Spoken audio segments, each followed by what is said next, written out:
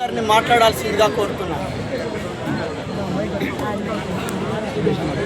మా పరిస్థితులు అసలు ఎంత ఘోరం అమ్మ. నడి రోడ్డు మీద తినడానికి రాత్రి అయితే ఉపాసం ఇప్పటిదాకా కూడా అన్నం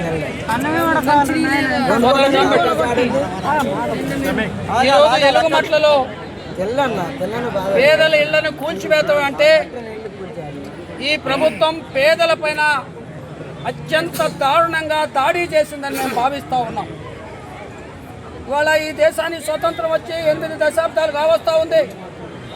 ఈ దేశంలో బతికేటువంటి స్వేచ్ఛ ఇచ్చినటువంటి ప్రభుత్వాలు, పాలక వర్గాలు పేదవాడికి తల దాచుకోవటానికి గూడు కల్పించాల్సినటువంటి బాధ్యత ఈ ప్రభుత్వాలకుంది, పాలకులకుంది.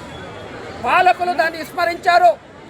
ఆ విస్మరించినటువంటి ఫలితమే ఈ రోజున పేదవాడు మీరు చేయలేనటువంటి పని ఉంటే ఈ ప్రభుత్వంలో తల దాచుకోవటానికి గుడిసెలేసుకొని వాళ్ళ నివాసం ఏర్పడేటువంటి పరిస్థితిని మీరు కల్పించారు.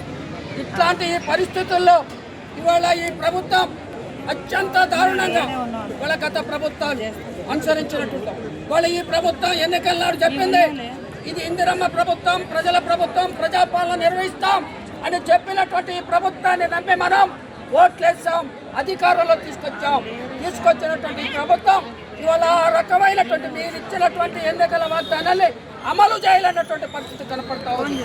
పేదవాళ్ళనే ఇవాళ మీరు డబల్ బెడ్రూమ్ ఇస్తామని చెప్పారు. డబల్ బెడ్రూమ్ వాళ్ళకి సుదర్శన్ గారు చెప్పినట్టుగా ఈ భూములు మీ భూములు కావు.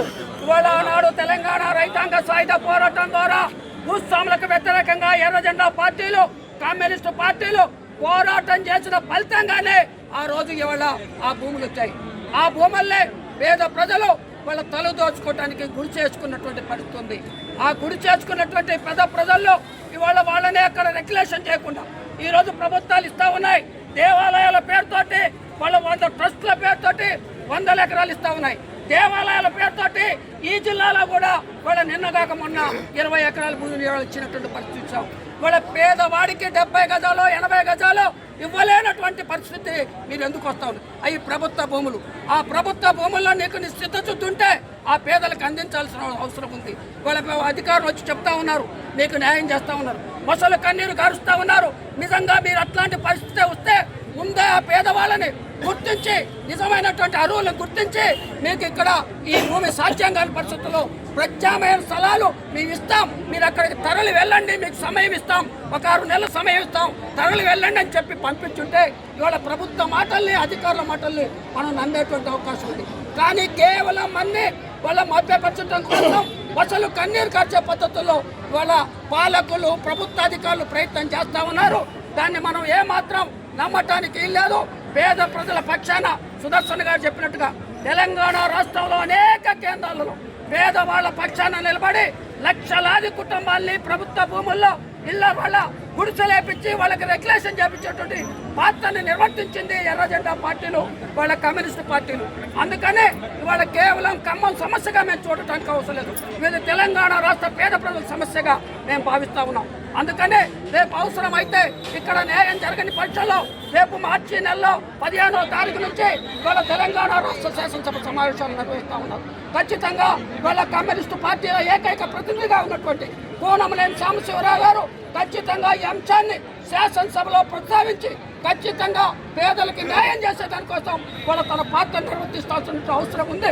అవసరాలు ఆయన తప్పకుండా మమ్మల్ని పార్టీగా మీరందరూ అన్ని పార్టీలతో కలిసి దీనికి పోరాటం చేయమని తప్పకుండా నేను కూడా నిర్వాసితుల్ని పరామర్శిస్తానని చెప్పడం జరిగింది.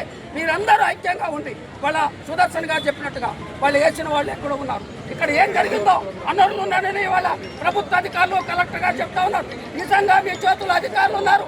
ఎవడు అనర్హులు ఉంటే వాళ్ళ అనర్హులని వాళ్ళ తొలగించండి, అరువులను గుర్తించండి. అరువులను గుర్తించి అక్కడే అవి ప్రభుత్వ భూమి, ఆ ప్రభుత్వ భూమిలో వాళ్ళకి స్థలాలు కేటాయించి డబుల్ బెడ్రూమ్లు ఇచ్చి వాళ్ళని అక్కడ కాపాడమని వాళ్ళ కమ్యూనిస్టు పార్టీలుగా మేము ఈ ప్రభుత్వాన్ని డిమాండ్ చేస్తా ఉన్నాం. మీరందరూ ఐక్యంగా ఉండండి. ఖచ్చితంగా మీ పోరాటానికి మీకు సాధించే దానికోసం ప్రభుత్వంతో పోట్లాడి తప్పకుండా సాధించేదాని కోసం కమ్యూనిస్టులుగా, ఎర్రజెండా పార్టీలుగా, ఇతర పార్టీలుగా అందరం మేము మీకు అండగా ఉంటాం. మీ సమస్య న్యాయమైనటువంటి సమస్య, ఇది పేదల ప్రజల దాడిగా మేము భావిస్తున్నాం. ఈ దాడిని తీవ్రంగా ఖండిస్తున్నాం. ఇవాళ ఈ దాడి నుంచి ప్రజల్ని రక్షించమని, ప్రజలకి న్యాయం చేయమని కూడా ఈ ప్రభుత్వాన్ని డిమాండ్ చేస్తాం.